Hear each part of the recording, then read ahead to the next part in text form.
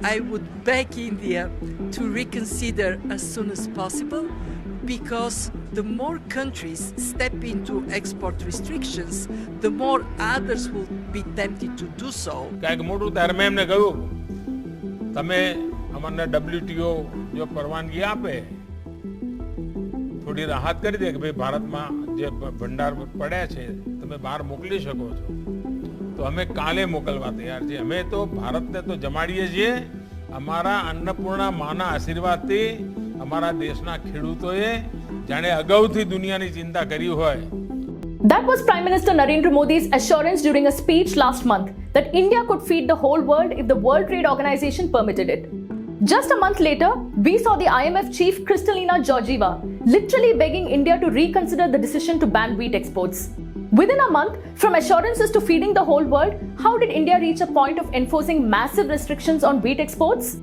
While on the one hand, Indian senior cabinet ministers maintained that there is no wheat shortage in the country, on the other hand, by the government's own admission, it has been revealed that there is indeed a wheat shortage in the country, which needs to be immediately addressed. So is India facing a wheat crisis? If yes, then why is India yet again asking the World Trade Organization for special carve-outs in its rules so that India can continue exporting wheat to the countries it chooses? Is India indulging in doublespeak on the issue? Let's unbreak this news.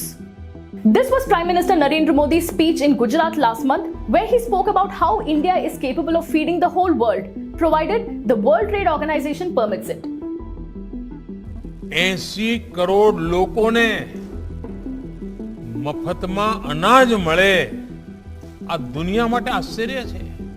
અને હમણાં આખા વિશ્વમાં જે ડામાડોળ પરિસ્થિતિ પેદા થઈ છે, કોઈને કોઈ વસ્તુ મળી શકતી નથી. જ્યાંથી આપણને પેટ્રોલ આવતું, તેલ આવતું, ફર્ટિલાઇઝર આવતું, બધા જ દરવાજા બંધ થઈ ચૂક્યા છે. લડાઈનું વાતાવરણ એવું બની ગયું છે કે સૌ પોતપોતાનું સંભાળીને બેસી ગયા છે. એમાં એક નવી મુસીબત દુનિયા સામે આવી છે. અન્નના ભંડાર ખૂટવા માંડ્યા છે. કાલે હું અમેરિકાના રાષ્ટ્રપતિ જોડે ચર્ચા કરતો હતો તો એમણે પણ કહ્યું કાંઈક મોટું ત્યારે મેં એમને કહ્યું તમે અમને WTO જો પરવાનગી આપે થોડી રાહત કરી દે કે ભાઈ ભારતમાં જે ભંડાર પડ્યા છે તમે બહાર મોકલી શકો છો તો અમે કાલે મોકલવા તૈયાર છીએ. અમે તો ભારતને તો જમાડીએ છીએ. અમારા અન્નપૂર્ણા માના આશીર્વાદથી અમારા દેશના ખેડૂતોએ જાણે અગાઉથી દુનિયાની ચિંતા કરી હોય. Just a few days after the Prime Minister's speech, the government announced a ban on wheat exports on May 13th. Following the ban, international pressure started mounting on India. Many nations criticized India for announcing the ban. Agriculture ministers from G7 countries also condemned India for its sudden move to ban wheat exports. But India held its ground and continued with the ban. But what is intriguing is the public stand the government has taken on the reasons for the ban. For instance, take a look at this speech of Commerce and Industries Minister Piyush Goyal, where he admits that the ban was imposed to avoid a crisis in our country. From 1st April to 10th of May, in 40 days, our wheat exports increased 6 times, 600% of what had happened in the 40 days last year. So we saw 2 million tons go in only 40 days. And the speed with which it was going, we would have had a crisis in our own country for food stability, food security, and pricing. And therefore, it was an imperative that we regulate what is being exported. According to the Commerce and Industries Minister, the ban was imposed to avert a crisis. However, the Agriculture Minister of the country doesn't think so. According to him, there was no shortage of wheat in India and the centre had imposed the ban on wheat exports to check rampant overseas sales of the grain.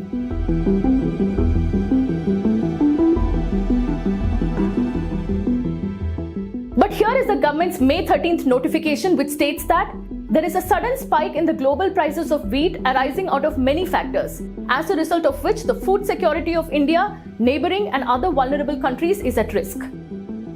The notification clearly mentions that the reason for the wheat export ban is due to the sudden spike in the global prices of wheat. The notification does not mention that India resorted to banning wheat exports to check rampant overseas sales of wheat, as is being claimed by the Agriculture Minister. In fact, India did not just ban exports because of sudden spike in global prices of wheat. The unprecedented heat wave in the country is also believed to have caused lesser production of wheat, thereby resulting in a production loss of the grain. That apart, India's wholesale wheat inflation jumped to 14% in March, which is the highest in 63 months.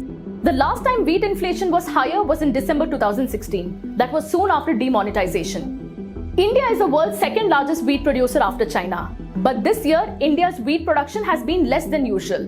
The government has also reduced its wheat production estimates by 5.7% from 101.32 million metric tons to 105 million metric tons for the crop year ending June. According to this report, unprecedented heat waves across the north, west and central parts of the country have caused substantial loss to the yield this year.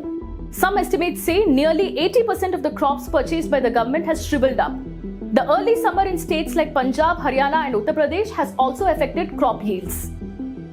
So there is indeed a wheat crisis looming large in the country.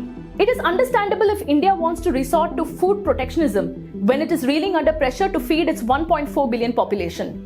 But if that is the case, then why is India still pushing for relaxations in the World Trade Organization rules so that it can go ahead and export wheat to select nations to help them overcome their wheat shortage? We've left the window open for government-to-government contracts. We have requested the World Trade Organization to remove the condition that we cannot use our grain stocks procured for food security for supporting the governments who need it, the vulnerable countries. If WTO would consider removing that clause, there would be many countries whom we could help with their grain requirement. The pressure is building on India.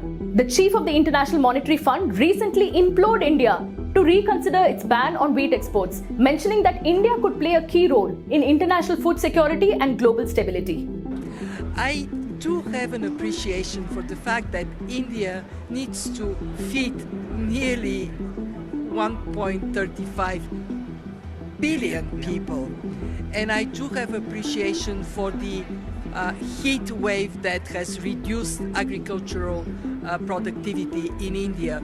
But I would beg India to reconsider as soon as possible, because the more countries step into export restrictions, the more others will be tempted to do so. Right. And we would end up as global community less equipped to deal with this crisis and crisis to come in the future.